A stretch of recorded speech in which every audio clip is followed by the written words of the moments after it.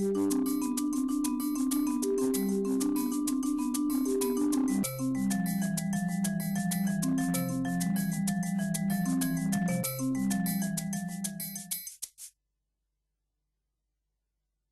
ben ritrovati con Ore 13, siamo in diretta 049 49 06 054. Buon venerdì a tutti quanti. E questo venerdì è un venerdì nel quale cercheremo di fare un po' di chiarezza e di capire che cosa sta succedendo, perché parleremo di questo coronavirus che proviene dalla Cina e che sembra insomma preoccupare grandissima parte del mondo dei viaggiatori. Abbiamo visto città in quarantena ieri e panico per una donna che è atterrata a Bari, che proveniva da Wuhan, spero di averlo detto bene, e quindi stiamo qua a capire cosa dobbiamo aspettarci, se dobbiamo preoccuparci e che cosa rischiamo. Abbiamo il piacere di avere in studio con noi Cristiano Salata, direttore del Dipartimento di Medicina Molecolare dell'Università di Padova. Benvenuto. Quindi è presente con tutti quei mascherine, ampolline, cose, vero? Giusto? Sì, siamo in questa situazione non sono qui. direttore. Direttore. No. Ecco. Non direttore. Poi abbiamo il piacere in studio con noi Lorena Gottardello, medico del Dipartimento di Prevenzione dell'USEI Euganea. Buongiorno a voi. Ben ritrovata. E abbiamo il piacere di avere in studio con noi Maria Cecilia Vanzan della Scuola Internazionale Cinese di Padova, dove insegna italiano ai ragazzi cinesi. E anche italiani, di tutte le nazionalità, perché è una scuola internazionale. Esattamente. Allora, e ci racconterà insomma un po' anche, ci farà capire un po' della cultura di questi ragazzi, perché in fondo noi non sappiamo molto e abbiamo i nostri stereotipi. Allora, senta, professor Salata, quello che sappiamo noi oggi, fino a prima di entrare qui, era che c'è il blocco totale dei trasporti in 9 città della Cina, ci sono 41 milioni di cinesi che sono bloccati. Al momento dell'entrata in trasmissione ho sentito che i morti erano 25-26, 830 contagiati, 1072 sono in osservazione e comunque cosa è stato scoperto in questi giorni? Che questo coronavirus 2019 nCoV è stato insomma, il frutto di un passaggio dal serpente, se non abbiamo capito male, è passato ai pipistrelli, il pipistrello è passato all'uomo. Ci fermiamo perché abbiamo già una telefonata, c'è già qualcuno che è preoccupato. Pronto, buongiorno, buon venerdì. Dottoressa, buongiorno. Buongiorno. Sono Nadia e parlo da Padova. Prego. Io gentilmente vorrei il permesso di parlare non del problema che state dicendo, perché è una cosa importantissima, però è importantissima anche per gli anziani di Padova. Io ringrazio Rete Veneta di tutti i componenti e nella persona di Mirella Tuzzato per quello che sta aiutando gli anziani di Padova per avere comunque un aiuto, per avere un pulmino che porti la gente magari andando in centro all'ospedale e tornare indietro. Ok, quindi lei fa questo ringraziamento. Allora signora Nadia, io anche la ringrazio e Mirella Tuzzato ne sarà solo che contenta, ne siamo contenti anche noi che insomma siamo parte sempre di questo grande gruppo. 049 49 06 054, avete paura, siete preoccupati, cosa pensate di questo coronavirus? Ce lo deve dire lei che insomma è esperto in materia. Cristiano Salato, abbiamo sentito questo coronavirus, questo passaggio, no? Perché ci immaginiamo tutti questi mercati in cui avvengono questi scambi di animali vivi, poi tradizione cinese dice ti ammazzo la bestia davanti, devi bere il sangue, i liquidi si spargono sul terreno razzolano poi altri volatili, altri animali, e tutto si mescola. Viene da lì anche la SARS. Esatto. Allora, dobbiamo essere preoccupati? Diciamo che i coronavirus sono dei virus che sono estremamente abbondanti nel regno animale. Ne sono noti almeno un centinaio di diversi tipi e più di 60 sono presenti nei pipistrelli. Infatti si ritiene che il pipistrello sia la specie principale che ha dato origine a tutti i coronavirus che affettano anche gli altri animali. Per quanto riguarda il virus attuale, è stato appunto ipotizzato che ci sia il coinvolgimento anche di un virus del serpente, però diciamo, sono dati molto preliminari che vanno presi con cautela, perché probabilmente il virus è passato dal pipistrello, forse al serpente, però sono dati estremamente preliminari e io aspetterei dei risultati, diciamo, più approfonditi dagli studi epidemiologici e molecolari per avere indicazioni molto più sicure. Però adesso sappiamo che passa facilmente da uomo a uomo. Esatto. E questo non è un bel, insomma, voglio dire, com'è che passa questo virus? Cioè, ad esempio, noi siamo qua, nessuno è ammalato, ma supponiamo che io stia incubando questo coronavirus, sto parlando, mi metto a rischio a questa distanza, che è la distanza che faccio vedere di 2 braccia. Me lo dice dopo la telefonata, suspense col messolo in mano mentre mangiano. A questa distanza io vi posso contagiare. Domanda. Pronto, buongiorno. Buongiorno. Prego. Scusate la voce che sono un po' afona. Dica. Sono Adriana di Montebelluna. Prego. Volevo dire una cosa, ma le carni sono sempre state controllate o è venuta dentro carne molto prima e magari infetta lo stesso? Cioè adesso si sono accorti di questa partita di carne che le dico, io non mangio neanche più carne, a parte che io spero che dove mi servo io di carne è un negozio, spero che non arrivi là, ma mi sembra però che sia anche un po' esagerato tutto questo allarme. Allora, guardi signora Adriana, intanto grazie, perché fa riferimento poi a quello che è successo, il sequestro di 10 tonnellate di carne avvenuto a Padova, che era carne vietata da importare dalla Cina perché poteva essere affetta dalla peste suina africana, che ovviamente mette a rischio poi l'economia, la salute degli animali, perché su questo passaggio almeno non ci siamo. Allora, io chiedevo una cosa, a questa distanza io posso essere infestante? Allora, se lei fosse in una fase sintomatica in cui c'è rilascio di virus, a questa distanza potremmo avere qualche rischio. Cioè, ovviamente si trasmette tramite l'aria, se si è molto vicini, ma fondamentalmente tramite le goccioline di saliva, quando si tossisce o si starnutisce.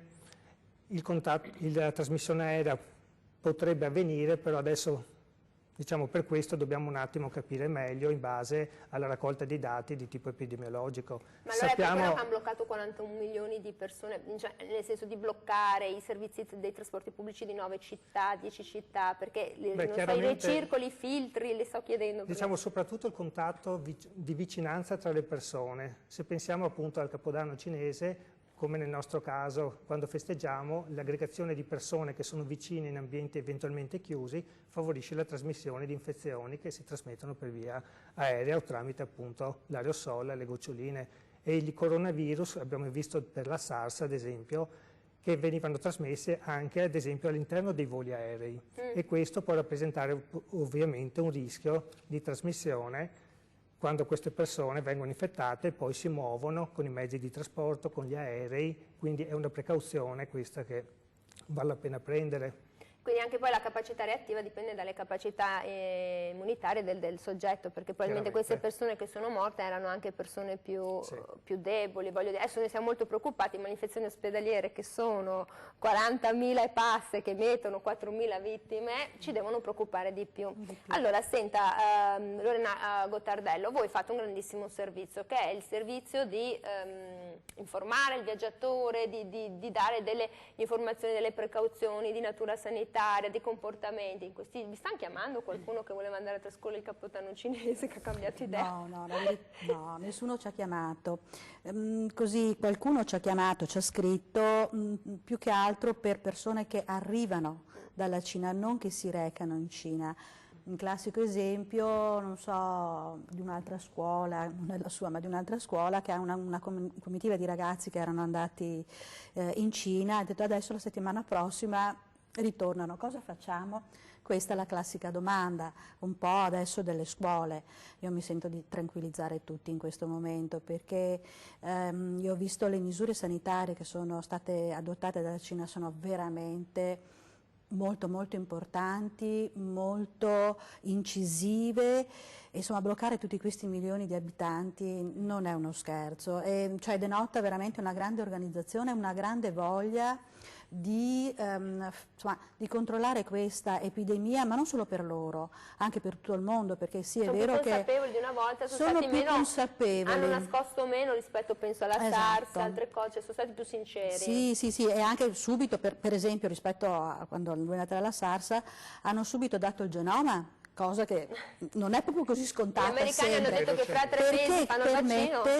Sì, ma anche qui sequenziare un genoma così velocemente, 9 di gennaio, vedere che è diverso dall'altro, ma questo ti permette di fare diagnosi, di trovare, non si sa quando, ma insomma di studiare, trovare eventualmente un vaccino che attualmente non c'è.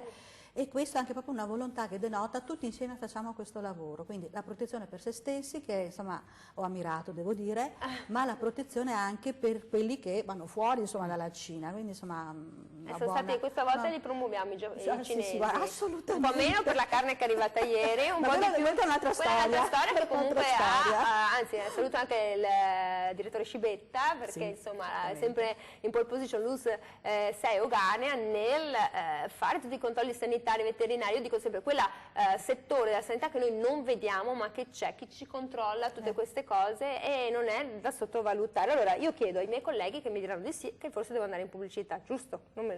Che domanda mi faccio? 049 49 06 054, siete preoccupati, non vi interessa nulla, ma voi andate lo stesso a festeggiare il Capodanno cinese, quest'anno l'anno del topo, ce lo dirà poi Maria Cecilia Vanzan che insomma, ha contatto, ha fatto della ragione della sua vita e la conoscenza di questa cultura millenaria. Torniamo dopo. Meglio.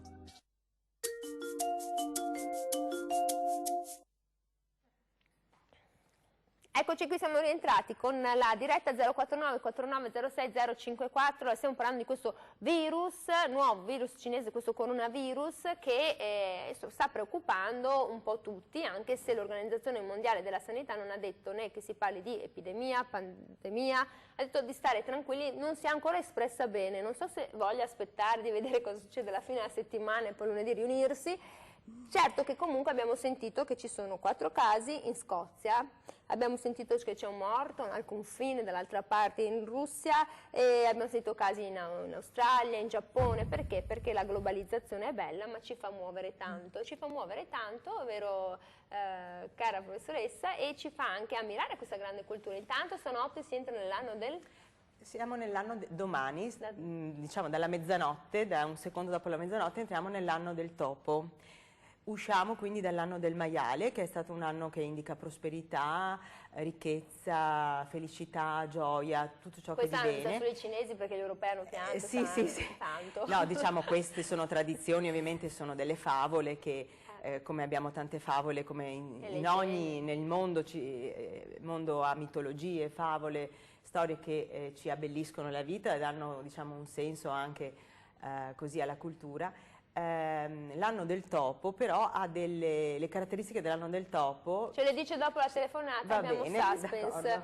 Perché è giusto sapere, l'anno del maiale già senza saperlo noi ce lo immaginiamo bello, ricco, il topo ci mette un po' così, ci fa preoccupare. Pronto, buongiorno. Buongiorno, sono Giusy. Buongiorno Giusy. E a lei e ai suoi ospiti. Ho visto negli aeroporti cinesi l'entrata e uscita dei passeggeri che le provavano la febbre con quel meccanismo là che non so come si chiama, sulla fronte e li lasciavano liberi quelli che non avevano febbre. Ma noi, come ci hanno detto, che sono dagli 8 ai 10 giorni di incubazione. Anche 14. Sì, che sono tutti liberi ancora, sono tutti liberi. Certo che non si possono sequestrare insomma tutta quella gente là. Però bisogna stare attenti a questo perché ci sono dagli 8 ai 10 giorni di incubazione. E allora quando si starnutisce si deve mettersi sempre il fazzoletto davanti. Lo faccio sempre anch'io e mio marito sempre lo facciamo così, qualunque parte andiamo. Cioè Giusy, io ho scoperto, seguendo le istruzioni degli esperti, che non bisogna starnutire e mettere la mano, ma starnutire all'interno del gomito. Anche la mano rovescia, non sul palmo della mano, rovescia la mano. Almeno mi hanno insegnato così. Ecco. Vi ringrazio. Grazie, allora grazie. Adesso poi le faccio dare una risposta da Cristiano Salato, il nostro biologo. Le donne amara notizia fino a 14 giorni di incubazione, magari 10, 14, un virus. Allora siamo a quest'anno del topo, che è un anno da suspense. Beh, allora diciamo le caratteristiche del topo sono sia positive che negative. Innanzitutto il topo è, come così tradizione di simbologia, ovviamente al peso che ha, indica ricchezza, prosperità, perché il topo è un arraffatore e quindi cerca comunque di raggranellare le risorse ovunque vada. Nello stesso tempo il topo è anche aggressivo e provoca anche pestilenze. Quindi i lati negativi sono quelli dell'aggressività, cioè quindi guerra e possibilità di pestilenza. Questo secondo la tradizione. Però bisogna pensare che il topo, nella simbologia cinese, della filosofia cinese, che è una filosofia molto interessante, che prevede l'unione dello yin e dello yang, cioè delle due energie positive entrambe, ma che vivono grazie al loro intersecarsi. Se noi guardiamo il topo come animale, gli artigli sono gli artigli anteriori sono pari, gli artigli posteriori sono dispari e quindi nella simbologia convivono nello stesso animale. Quindi in questo animale convive, è proprio l'essenza dello yin e dello yang, che è l'essenza della vita, perché non può esserci vita senza... Allora, lo yang è la luce ed è di sesso maschile, mentre lo yin è l'ombra, non il buio, l'ombra, ed è di genere femminile. L'incrocio tra queste due energie porta vita. Quindi noi dobbiamo, questo simbolo in realtà è positivo perché è completo ed è nella completezza che si ottiene la positività, perché non ci deve essere l'equilibrio della cinese è essenziale per la vita, perché è proprio l'equilibrio che c'è in ogni cosa, deve esserci, è presente in qualsiasi forma di vita per dare sicurezza e prosperità. Quindi ritengo sia una cosa positivo. Sì. Così almeno chi non vuole credere nell'anno bisesto, anno senza sesto, in falsa. No. Non quanti studenti avete voi? Attualmente ne abbiamo 100. Italiani e... Sono misti perché è una scuola italo-cinese, non cinese-italiana. Quindi si parla in italiano tutte le materie tranne lingua e letteratura cinese e matematica cinese in più, ed è una scuola riconosciuta dal MIUR, quindi è paritaria. E abbiamo studenti che sono 70% ovviamente cinesi, italo-cinesi perché sono nati qui, un 20% di italiani, e poi abbiamo russi, inglesi, anche africani, che vogliono, che hanno i genitori dei quali hanno capito che la scommessa, cioè hanno investito sui loro figli dando loro l'opportunità di poter avere un lavoro, perché senza il cinese non c'è più lavoro. Cinese, arabo. Una volta dicevamo senza l'inglese non vai da nessuna parte, adesso dobbiamo dire senza il cinese, perché il cinese è la lingua del lavoro del futuro. Allora, avete capito, anche se devo dire una cosa, dal 1946, sono usciti i dati adesso, cioè la denatalità c'è anche in Cina, la Cina rallenta, mai così meno nati dal 1946. Insomma, il mondo cambia, chissà cosa parleremo poi in prossimo futuro. Si stanno occidentalizzando. Allora, prendo la telefonata a casa, poi rispondiamo alla signora Giusi che dice questi aeroporti che misurano la temperatura, ma se sto incubando non ho neanche la febbre perché ci sono questi termometri a infrarosso portatili che te li mettono qua. Pronto, buongiorno. Dario della provincia di Trento, buongiorno. Buongiorno Dario. Come sarebbe bello il mondo se non ci fossero questi maledetti virus che ogni tanto arrivano a rompere le scatole. Ma perché esistono questi virus, Dio santo? Non so. Ogni 3-4 anni, anche perché quando la televisione dà un allarme io ho molta paura, perché io credo molto a quello che dice la televisione, per cui io mi sono già dotato di scatoloni di mascherine ogni volta che esco. Anche perché ogni volta, ormai regolarmente, ogni 3-4 anni scatta l'allarme virus di turno, e chissà perché con questa regolarità, forse perché, ma questa è la mia idea strampalata, forse perché più che la natura lì c'entrano un po' la politica, l'economia, no? Questi virus hanno più che altro una funzione politico-economica.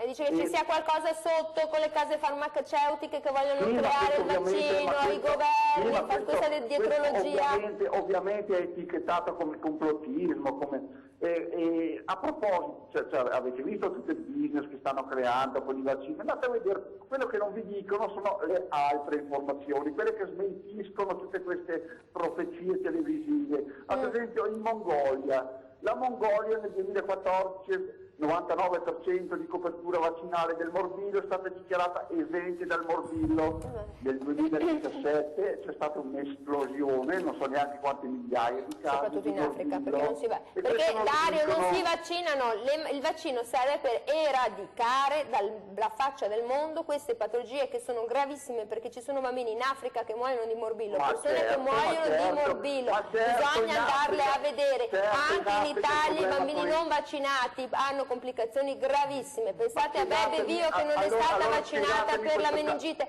lo sapete. Spiegatemi Allora signor questo Dario, io caso la della ringrazio da Mongolia. Trento, ha espresso la sua opinione, io la ringrazio molto. C'è un'epidemia perché- di morbillo in Ah, Palestina anche- adesso, ecco, nella striscia di Gaza, ma è dovuta alla povertà povertà.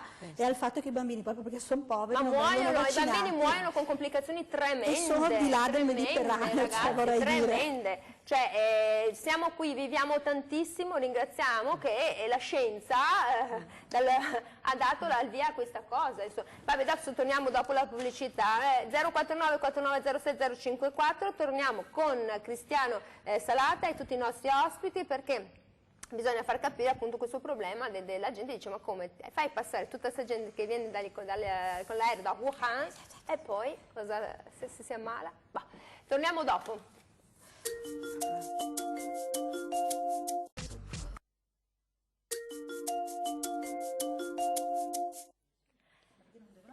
Eccoci qui, siamo tornati con la diretta. Di cosa stiamo parlando? Di mascherine, no? Abbiamo visto tutti questi con queste mascherine. 049 4906 054, siete preoccupati? Avete l'idea che non ci stiano dicendo delle cose relativamente a questo nuovo virus che comunque giorno dopo giorno sta facendo passettini verso l'Europa, verso le Americhe, perché vediamo casi su casi che si stanno sviluppando. Allora, la signora Di Giusi di prima diceva: come fanno a controllare tutta questa gente che esce dall'aereo, li fanno mettere su questi corridoi sanitari di sicurezza e gli fanno la prova della temperatura con questi termometri a infrarosso. È una cosa valida, uno screening valido oppure no? Perché se io sono stata ieri con uno che si è ammalato e non lo so, fra 14 giorni mi ammalerò.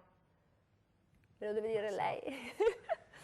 Beh, diciamo, per rispondere alla signora Giusi, che sicuramente questo tipo di controllo è molto importante perché ci permette di fermare le persone che chiaramente sono sintomatiche e quindi bloccare i soggetti che presumibilmente sono maggiormente infettivi. È ovvio che non possiamo, diciamo, identificare tutte le persone che sono state a contatto con il virus, perché chi è ancora in fase di incubazione ovviamente non può essere identificato, ma sicuramente è un ausilio che riduce significativamente il rischio di diffusione del virus all'esterno delle località dove attualmente è localizzato. Ovviamente molti degli paesi si stanno organizzando per fare controlli anche in ingresso, quindi questo aumenta ulteriormente, diciamo, le probabilità di individuare i soggetti che sono stati a contatto col virus nei siti in cui questo attualmente è presente. È ovvio che il sistema perfetto non esiste, ma facendo in questo modo possiamo ridurlo. Poi a mio avviso è molto importante sensibilizzare le persone affinché, se sanno che sono stati in ambienti a rischio, qualora abbiano dei sintomi, prendano contatti con le autorità sanitarie per essere controllati, effettuare le appropriate diagnosi e nel caso intervenire per evitare che diventino delle fonti di contagio per altre persone. Per quanto riguarda invece i vaccini, sta con la dire una cosa lei, al signore di Sì, prima? in particolare no, sulla questione dei virus, perché esistono. Ogni 4 anni, esatto. dica la verità, ogni 4 anni dal laboratorio ne buttate fuori uno così sì. Ma diciamo che non abbiamo bisogno di questo, ce ne sono abbastanza e c'è tantissimo da studiare, esatto. Non ci manca. No, il problema di epidemie, nuove epidemie, c'è sempre stato nella storia, ci sono una serie di indicazioni. Il problema è che la densità di popolazione che abbiamo oggi e la distruzione dell'ambiente, il contatto sempre più stretto con animali, allevamenti intensivi, creano delle situazioni che facilitano i cosiddetti passaggi di specie tra virus nuovi, che non sono mai stati presenti nella popolazione umana, e l'uomo. E occasionalmente questi virus sono in grado di dare un'infezione. Per i virus è più facile, ma la stessa cosa vale anche per i batteri. Conosciamo molti esempi. Meno studiati sono funghi e parassiti, ma probabilmente più aumentiamo le nostre tecnologie, più utilizziamo metodiche molecolari anche per gli screening e le sorveglianze, ma questi fenomeni sono comuni e occasionalmente purtroppo danno delle nuove malattie. Quindi ci sta rasserenando il nostro biologo del Dipartimento di Medicina Molecolare su un venerdì tranquillo, cioè ci aspetta un futuro di virus, batteri, funghi e parassiti. Saranno sempre Bene, dei che compagni gioia. di Senta, viaggio. allora non ci parlo più, vengo con la dottoressa Cottardelli. Senta, è chiaro che si viaggia tanto e voi aiutate tanto le persone a viaggiare, date tante informazioni. Sì, noi abbiamo proprio un ambulatorio proprio che si chiama Ambulatorio per i Viaggiatori.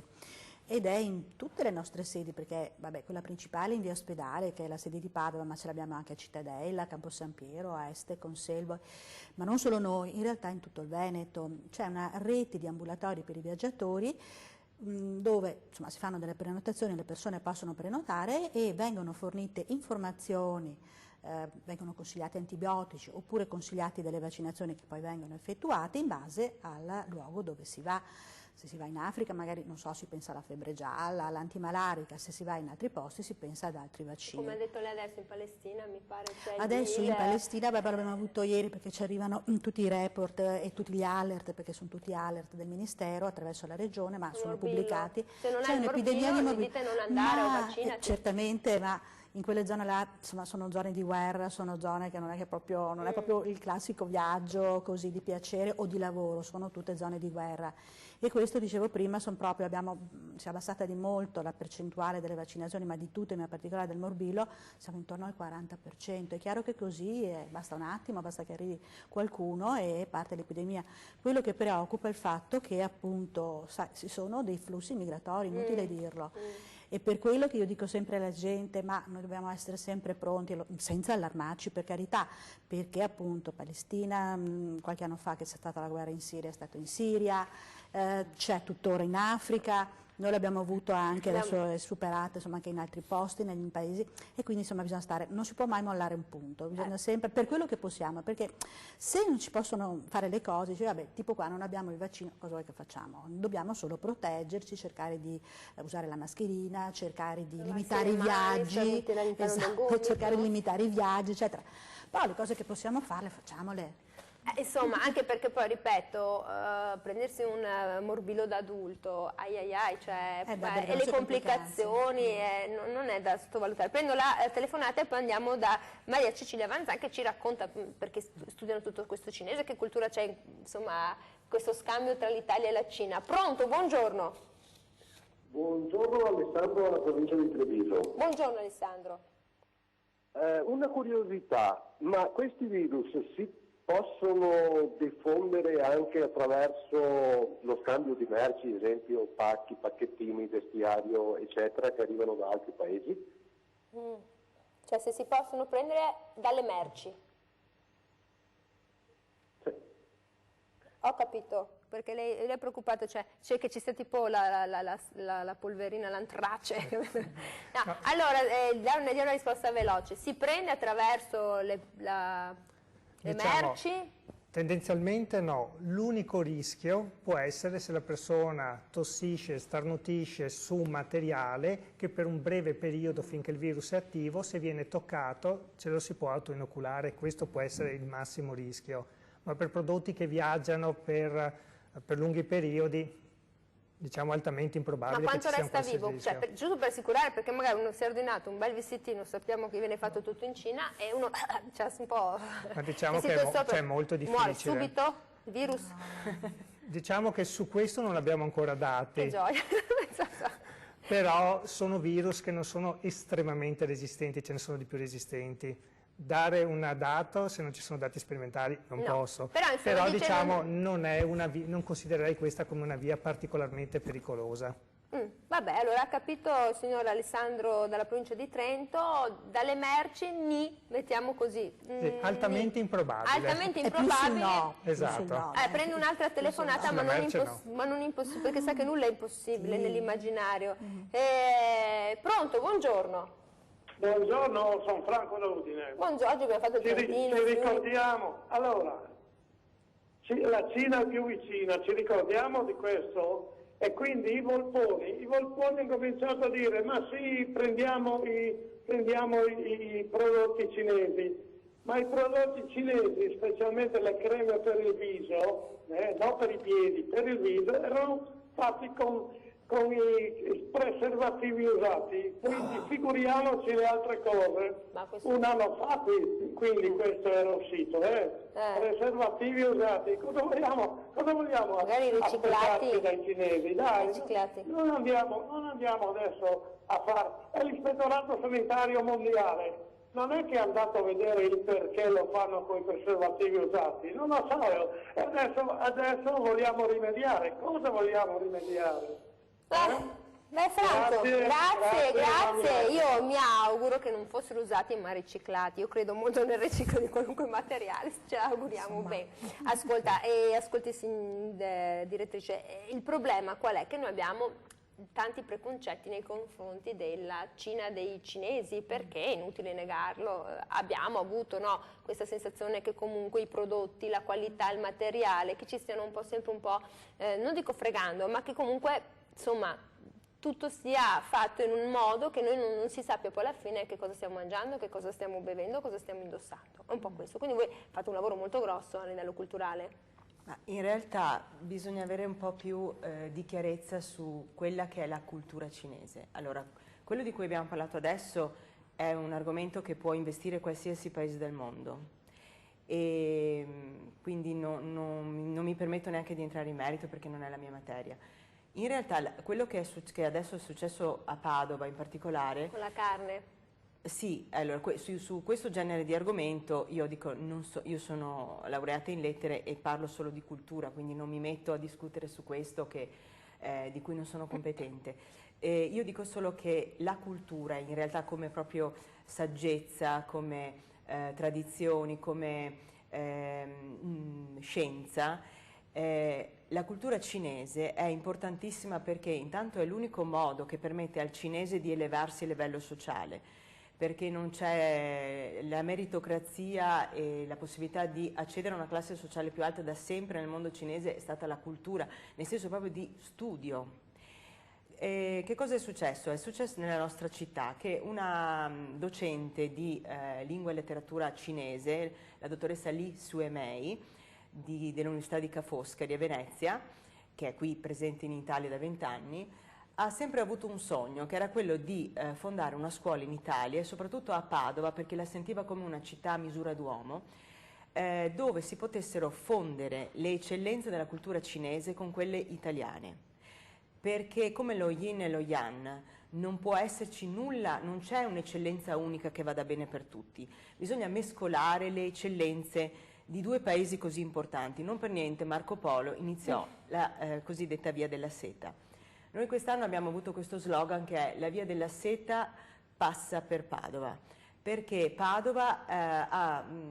in Padova c'è questa scuola, che è la scuola internazionale italo-cinese, sottolineo italo-cinese, che è un fiore all'occhiello perché rappresenta proprio la summa della cultura di queste due grandi paesi. Quindi riuscite a mettere insieme queste due culture e andare oltre, diciamo, i luoghi comuni, a sfatare i miti. Certo, noi lo studio, diamo molta importanza, dando le materie principali italiane, prego, con la lingua cinese, che è frutto di un lavoro che porta anche a un'intelligenza diversa, ad aprire la testa proprio al mondo. Perché una lingua comunque prevede, no, che tu diventi insomma più flessibile. E noi rimaniamo colpiti come gli italiani, gli studenti italiani, che sono sempre in maggior numero nella nostra scuola.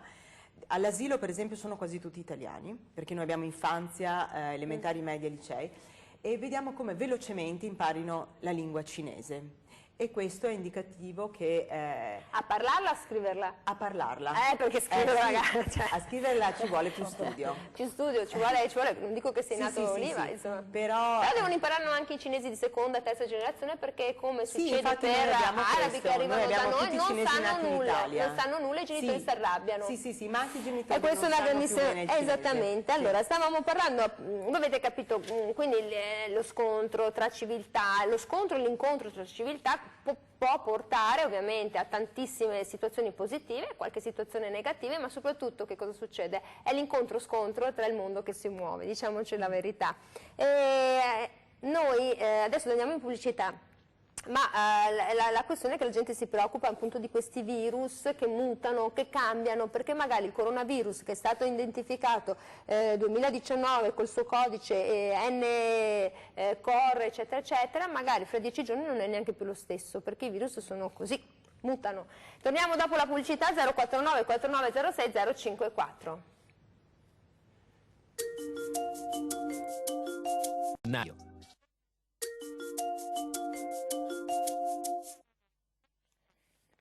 Eccoci qui, siamo tornati in diretta. 049 4906 054. Questo virus cinese ci sta preoccupando? Sì, no, perché dobbiamo anche, forse non essendo così vicino non riusciamo a percepire se davvero sia poi così pericoloso, perché ci sono state tante persone che sono state contagiate lì in Cina, però in proporzione, mi dispiace dirlo in questi toni, però non sono morte tantissime persone. Esatto. E quindi non è neanche così aggressivo. È più tranquillo della SARS del 2002? Apparentemente sì. Dai dati che abbiamo finora sembra che il tasso di mortalità sia del qualche per cento rispetto a un 10% della SARS o addirittura il 35% d'altro coronavirus che dava la sindrome medio orientale, la MERS, esatto. Ma senta, e il problema che ci sentiamo no? Allora, il virus ha fatto il salto di specie, no? È passato dagli animali all'uomo, ma questo virus che sta girando adesso può mutare ancora e tu stai lavorando alla ricerca di un vaccino e non è più quello che ti va bene, no? Tipo l'influenza, ogni anno cambia. Cioè questo virus attuale può mutare, sta già mutando secondo la sua esperienza? Allora, certamente quando un virus passa dall'animale all'uomo possono succedere due scenari. Proprio nei primi eventi. Il primo è che il virus infetta l'uomo a fatica, però non è in grado di trasmettersi da uomo a uomo da un'infezione che può essere anche letale, come è successo ad esempio in molti casi delle influenze altamente patogene che sono passati dagli uccelli all'uomo, e tutto lì si ferma. A volte invece succede che il virus si adatta all'uomo, quindi inizia a replicare meglio nell'uomo e acquisisce la capacità di trasmettersi da uomo a uomo, come presumibilmente è successo per questo coronavirus. Durante questi passaggi, soprattutto nelle fasi iniziali, il virus ovviamente tende ad adattarsi al nuovo ospite, quindi può mutare.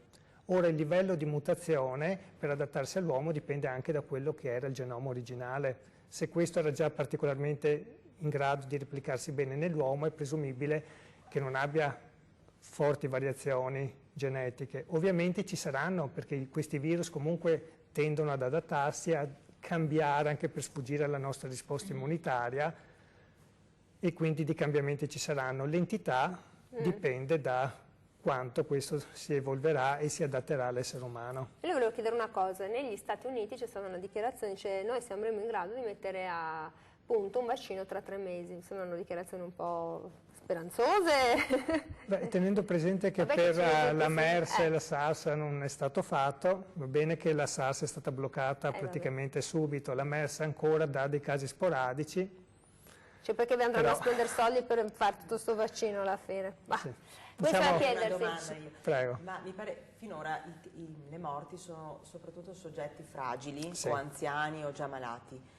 Quindi Esatto. possiamo sperare che questo virus magari anche se intacca un giovane, un ragazzo o un adulto comunque sano, sia in grado di vincere Sì, il fatto è che al momento non abbiamo ancora così tanti dati, ma presumibilmente, vedendo i tassi di mortalità, da delle infezioni respiratorie che lì si limitano. Probabilmente, infatti, come giustamente diceva, la maggior parte dei soggetti che sono deceduti, di cui abbiamo delle informazioni, erano persone in genere che avevano altri tipi di patologie importanti oppure erano anziani. Sì. Infatti. Vabbè, come succede purtroppo, non dirlo, con l'influenza normalissima, classica, ogni anno, lo sapeva la dottoressa Gottardello, muoiono davvero molte persone, molti anziani, perché sono più immunodepressi, hanno più patologie insieme. Allora, senta, dottoressa Gottardello, allora, adesso c'è il Capodanno cinese, tra un po' c'è il Carnevale, tante persone magari fanno un viaggetto, lei dov'è che non manderebbe nessuno, perché in questo momento come ufficio magari non è che lo sconsigliate, non siete certo la Farnesina, non siete certo l'ufficio preposto, però dico in questo momento quando qualcuno viene magari dice facci un pensierino. Sicuramente non nelle 13 città che sono state isolate della Cina, perché ieri erano 4, no, ieri non era fermo nessuno, poi alla mattina sono arrivate 4, 9, dopo la sera alle 8, la mattina 9, adesso sono 13, la città proibita di Pechino, eccetera. Quindi di giorno in giorno, di ora in ora aumentano, insomma, questo isolamento, che era la quarantena, insomma, li hanno messi di fatto in quarantena. Ma poi per le altre non ci sono grosse, cioè si può andare dappertutto, con le dovute precautele, ma si può andare dappertutto. Magari dici, non so, ma se una donna che è stato interessante non la manda dove c'è la Zika piuttosto che altre cose. Certamente, ecco, certamente. Queste riflessioni le fate fare, perché magari ci sono anche gli irriducibili, io mi immagino gente alla Rambo che arriva, no, ma io faccio tutto. Sì, vogliono fare tutto in un giorno, magari partire il giorno dopo. Qual è cioè, se io dovessi recarmi in un paese ma mi devo vaccinare, il mio viaggio quando sarà? Perché bisogna usare anche la testa. Bisogna almeno venire a fare una consulenza almeno un mese prima, sarebbe già anche poco, io dico sempre un paio di mesi prima, perché dipende da dove vai, puoi fare uno vaccino ma anche farne 3-4, dipende da dove vai, dipende da come sei messo tu con le tue vaccinazioni. Faccio un esempio, noi sappiamo che per esempio al di là dell'influenza che c'è adesso, la maggior mortalità e morbilità in realtà sono gli incidenti, cioè voi sentite, no, che si va in giro ma basta anche scivolare su un hotel da qualsiasi parte, cioè, quindi io dico sempre intanto fatevi una bella assicurazione proprio per gli incidenti, ma non è uno scherzo, perché è successo, adesso, al di là della battuta, è successo che purtroppo ci si può ammalare anche lì, ma anche per infortuni banali o anche per incidenti, e ci sono dei grossi problemi al rientro. Quindi tornando alle vaccinazioni, la cosa più semplice, dico sempre, almeno un richiamo contro il tetano, e la gente magari non sa che l'ha fatto o sa o non mi ricordo, eccetera. Lo fai quando vai al pronto soccorso e ci stavo sistemando la rete dei pomodori quest'estate. Quindi dici, insomma, facciamo il richiamo come sei messo, e ci vuole il suo tempo, magari devi farne 3-4, perché in certi posti è l'antitiffica, è la febbre gialla, l'epatite A, e quella... Anche il tempo al corpo, insomma, di ricevere tutte queste... ci vuole il suo tempo. Quindi 2 mesi prima, sì, almeno 2 mesi prima lei. Bisogna cioè, quindi se volete andare a fare un viaggio a maggio, adesso è il periodo in cui incominciare a fare il tagliando di sicurezza, che non è una cosa... Esatto, e siate gentili, perché guardate, la dottoressa Gottardella è veramente gentile. Pronto, buongiorno. Pronto, buongiorno. Prego. Niente. Pronto? Sì, deve abbassare il volume del suo televisore. Sì. Grazie. Sì. No, volevo chiedere qual è la differenza tra il tasso di mortalità di una influenza normale e di questa, perché mi sembra che non ci sia questa grande differenza. Se muoiono i vecchi, e d'altronde sappiamo tutti che nella vita bisogna morire, non è che si vive per sempre, no? È come quando dicono sono morti per il caldo, sono morti durante il caldo, ma non che il caldo sia stato causa della morte, perché anche se magari non era caldo qualcuno doveva morire. Voglio dire, è veramente grave questa roba o è diverso da un'influenza in tasso di mortalità? Perché le persone devono morire di qualcosa. Allora di venerdì anche il più tardi possibile, però io la ringrazio davvero molto perché ci pone un quesito importante. Il fatto è che il cavallo lo vede alla fine della corsa, adesso non si sa niente, lo potrei dire fra un anno quanto sarà di influenza normale. Il tasso è quello storico, mi sembra, no? Dell'influenza classica, ogni anno quelli sono il numero. Tendenzialmente sì, la mortalità a livello di Unione Europea è sempre quella, grosso modo. Ci sono delle piccole variazioni a seconda di ceppi circolanti, perché sappiamo che per l'influenza abbiamo diversi tipi di virus influenzali, alcuni in base a quelli che prevalentemente circolano possono essere a volte più aggressivi o meno. Su questa non si può fare paragone? Su questa al momento no, perché abbiamo i primissimi dati, anche perché non sappiamo al momento i casi che vengono confermati e considerati come casi positivi da questo nuovo coronavirus. Sono tutti o vediamo solo i casi sintomatici più gravi? Anche perché i sistemi diagnostici sono stati messi a punto recentemente, a livello internazionale sono in fase di validazione, quindi voglio dire... Tra un anno? Probabilmente quando è finita l'epidemia si faranno studi un pochino più approfonditi, tra un anno avremo già indicazioni molto maggiori. Questa influenza, questo virus ha l'influenza 2019 ad esempio. Eventualmente sia l'influenza che circola 2020, adesso. li saprei a marzo del 2021, è tutto sì. così. Allora, senta, io devo andare in chiusura. Senta, professoressa Van Zan, quindi tutta la scuola si prepara a questo Capodanno cinese. Perché è così importante il Capodanno cinese? Allora, Che intanto, più del nostro, guarda che abbiamo poco tempo, però... Il Capodanno per i cinesi non è tanto la festa del primo dell'anno, ma è l'annuncio della primavera. E questa è la positività, è proprio la natura che ricomincia, le gemme che ricominciano a spuntare, e quindi positività.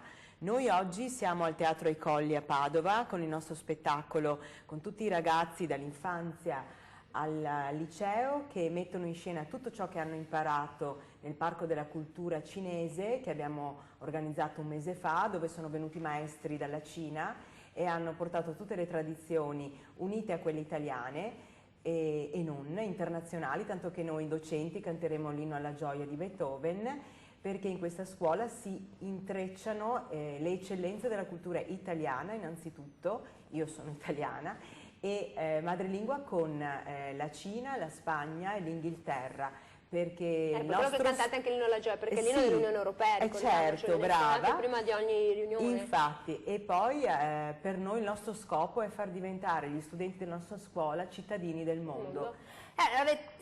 Allora, però dove siete a Selvazzano? Oggi siamo al Teatro ai Colli. Ah no, sì, perché allora se vedete arrivare tanti ragazzini cinesi, sì, non state preoccupare, magari a Padova, Sì. abbiamo visto arrivare, che poi chiamano, ma abbiamo visto arrivare tanti non cinesi. hanno mai viaggiato, non hanno viaggiato, sono nati qua, non sono arrivati con un pullman nella notte, e con loro siamo tanti conoscendo anche la diffidenza locale, inglesi, russi, c'è tutto il mondo. Allora io ringrazio tutti coloro che hanno chiamato, chi ci ha guardato, speriamo di avervi dato delle informazioni utili. Non preoccupatevi per il momento, continuate a coordinare le vostre cose online se vi serve. Io ringrazio davvero molto Cristiano Salata, biologo del Dipartimento di Medicina Molecolare dell'Università di Padova.